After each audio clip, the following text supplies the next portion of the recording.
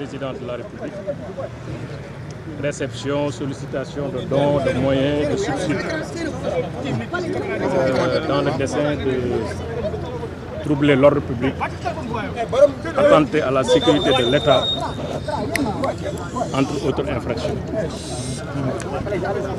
Bien entendu, nous dénonçons avec la plus forte vigueur, avec la plus grande fermeté, cette démarche du parquet qui manque à la fois de vigueur morale et de rigueur professionnelle. Nous estimons que le parquet est ici pour protéger les droits et les libertés des citoyens, veiller sur les valeurs de la République, mais surtout travailler en intelligence dans la droite ligne du code de procédure pénale, du code pénal, éviter des artifices innommables tentant à mettre en péril la liberté des citoyens. De plus en plus, nous le constatons et nous le dénonçons. Le parquet sort de son périmètre régulier, légal, pour entrer dans un périmètre illégal, inique, injuste, dont le dessein est de museler des acteurs politiques, des chroniqueurs, la presse, donc en bref, toutes les personnes porteuses de liberté, acteurs de notre démocratie. Ce n'est pas son rôle et c'est injuste. C'est une honte pour la société, c'est une honte pour le Sénégal, c'est une honte pour tous les esprits militants de la démocratie et des libertés. Et j'en appelle à toutes les forces vives. En première ligne, le bâtonnier de l'ordre des avocats. Et nous allons nous battre contre ces manipulations dont le dessein est de porter atteinte gravement à la liberté des citoyens. Nous sommes dans un cas de détention arbitraire de catégorie 2. Nous allons le dénoncer au groupe de travail des Nations Unies. Nous allons le dénoncer à la CEDEAO. Récemment, le Sénégal a été condamné par la CEDEAO. On va poursuivre le combat au-delà de nos frontières pour que la justice ne soit pas dans une manipulation permanente pour régler des problèmes politiques. Dans le cadre d'un débat politique, il appartient aux partis, notamment aux partis au pouvoir, de s'organiser pour que le débat politique soit vaillamment porté par ses militants.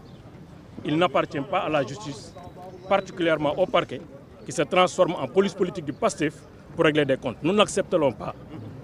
Et nous allons nous battre parce que nous sommes avant tout des militants de la liberté et de la démocratie. Donc ça, on voulait le dire de manière très forte, de manière audible, à l'attention de la presse, de l'opinion nationale et internationale. Ce qui se passe au Sénégal est gravissime. C'est inadmissible. On ne l'a jamais vu. C'est pourquoi nous dénonçons avec la plus forte vigueur cette démarche du parquet qui manifestement n'est plus dans son rôle, n'est plus dans sa mission. Vous voulez dire que la procédure n'a pas été respectée? Aucune procédure n'a été respectée. Depuis l'enquête de police. L'enquête de police, je vous rappelle que Badara Gadiaga était poursuivi pour 3 chefs d'infraction. Diffusion de fausses nouvelles, discours contre nature, contraire aux bonnes mœurs, et ensuite outrage et offense à une personne exerçant en partie ou totalement les prérogatives du président de la République. La police elle-même, après avoir entendu Badara Gadiaga, qu'il a mis en garde à vue, après ses investigations, a considéré que dans ce dossier, il n'y avait rien à poursuivre, à l'exception de l'infraction relative au discours contraire aux bonnes mœurs. C'est la police. Le procès verbal de police qui est venu ici au parquet ne contenait que cela. La garde à vue qui a été ordonnée n'a porté que sur cette infraction. C'est à partir des laboratoires du parquet qui sont devenus des laboratoires politiques qu'une fabrication de toutes pièces d'infraction qui n'existe que dans le code pénal, mais en dehors du code pénal, dans le dossier dont a été saisi le juge d'instruction, il n'y a absolument aucune trace d'infraction de cette nature. Donc on fait un chapelet d'infraction, une énumération fictive, indigne d'infraction pour le faire porter à un citoyen honnête, dont le seul tort est de contribuer, pour ne pas dire présider, un conseil du peuple chaque vendredi pour dire ce qu'il pense de notre démocratie et de l'état de notre République. On ne peut pas ôter ça à un citoyen. Donc c'est une prise d'otage judiciairement organisée, c'est une tentative de musellement d'un citoyen honnête. Nous n'accepterons pas que la justice, notre justice, la justice de notre public soit aussi manipulée par des hommes et des femmes qui sont tapis dans l'ombre pour faire du n'importe quoi, faire tout ce qui n'est pas du droit. On ne l'acceptera pas. Ça, vraiment, tout le monde doit le comprendre ainsi. Alors, vous me donnez l'occasion de dire encore une fois, nous assistons à une atteinte d'un droit constitutionnellement protégé, le droit de propriété. Nous assistons à une atteinte au secret des affaires.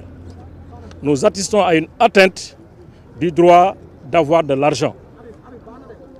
GSIE est une plateforme qui appartient à un Sénégalais bien identifié. Ce n'est pas une société de Badara Gadiaga. Donc voilà, c'est un faux qui existe dans un procès verbal. Et je pense que c'est le moment, quand même, dans la révision prochaine du Code de procédure pénale, de mettre le parquet et la police devant leurs responsabilités. Que la responsabilité personnelle de ceux qui sont censés attenter à la liberté des citoyens puisse être engagée. On ne peut pas être dans un bureau climatisé, se permettre d'invoquer des faits qui n'existent que dans leur conscience pour mettre quelqu'un en prison. C'est le musellement, c'est la prise d'otage et c'est une violation de notre Constitution. Tout le monde a le droit d'avoir de l'argent dans son compte bancaire. Sinon, nous tous, nous sommes en prison. Il a le droit d'avoir de l'argent. Mais de là à dire que cet argent-là était de nature à financer des troubles ou donner des moyens pour perturber la sécurité de l'État, je dis encore une fois, il y a un pas à ne pas franchir. Le parquet doit respecter la société. Le parquet doit respecter les citoyens. Le parquet doit respecter nos libertés.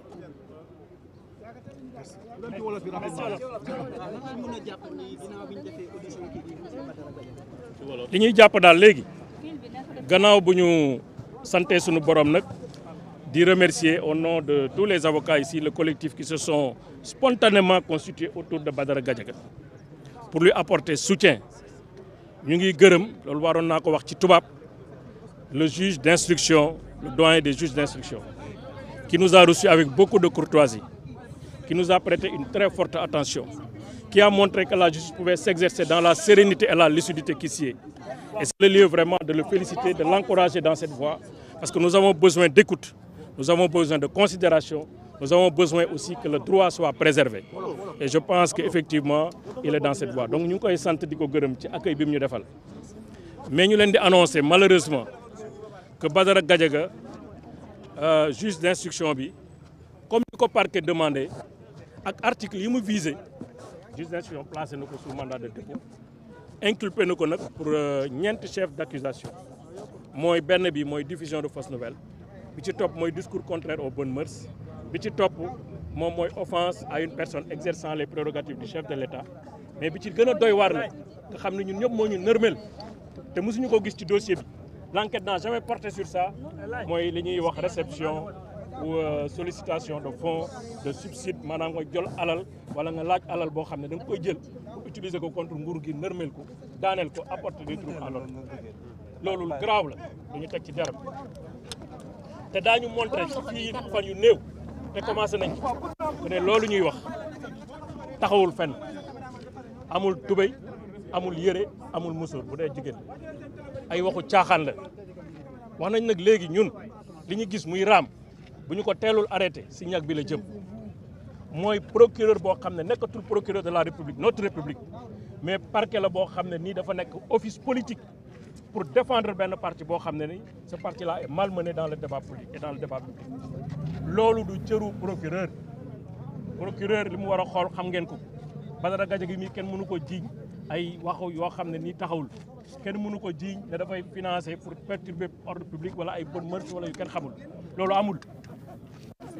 Nag ku mu neex nga am sa compte bu dee ku ñu fekk xaalis ci sa compte tuumaal la ne la da nga bëgg a nërmeel nguur gi mais kon ñun ñëpp dañuy dem kaso parce que ñun am nañ droit am compte am nañ droit am ay banque am nañ droit banque bi di ñu financer am nañ droit financement boobu banque bi xool ko neex mu jaarale ko ku waxul dëgg nag da ngay wax fen suñu parquet bii suñu parquet la waxuñu parquet Massamba Ndiaye waxuñu parquet Sonko waxuñu parquet Diomaye waxuñu parquet Macky Sall parquet de la République procureur de la République il est là pour défendre tout le monde mais depuis un certain temps il sort de son pays loolu c'est inacceptable te dinañ ko wax ba ñëpp dégg ko ñu xam ne lii xew Sénégal jaarul yoon injustice nag fu mu bari ay tànk soo moytu résistance bu raw bi fi amoon 2021 dina fi am parce que duñu ay càppaaculi li fiy xew nañ ko xoolaat bu baax nañu xoolaat seen bopp bu baax xoolaat seen diggante ak seen borom bu dee gëm nañu yàlla xoolaat seen diggante ak askan bi am na lu fi xewoon procureur yi dem nañu procureur yi duñu fi bàyyeeku mais seen waaye fii des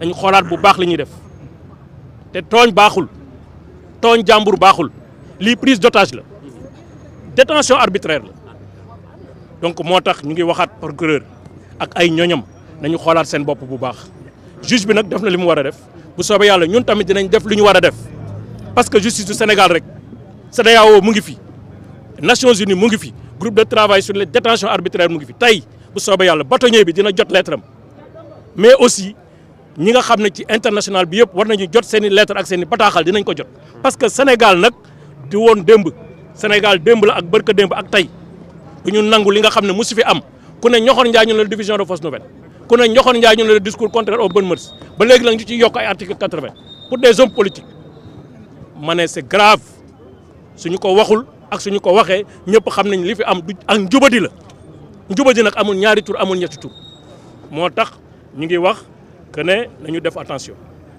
kii ñu fekk ci moom xaalis mais mën na ko nekk crédit mën na nekk lu ñu ko may mais nan la ko jëfandikoo kan la ko jëfandikoo kuy troubler ordre public benn nit ngay nekk donc il faut qu'on soit plus sérieux et plus serein la justice c'est d'abord la sérénité et la lucidité moo tax ñu ngi demander tey ñëpp citoyens yëpp à commencer par le président de la République à commencer par le premier ministre bëgg lu neex nit jarul ngay yàq droit bi nga xam ne ci nga takk jabar ci nga am kër ci nga ngénte am na loo xam ne alalu àddina ak cëru àddina jaru ko loolu daal la ñu amoon di leen wax pour l'instant en attendant li ci des nag ay procédure dinañ ko àggale dinañ ko xeeb ba mu jërëjëf. Voilà, c'était Babis. Maître Omar Youm moo nekkoon doon yaakaar naa ni ñoom nag vraiment fustigé nañu avocat bi li nga xam ne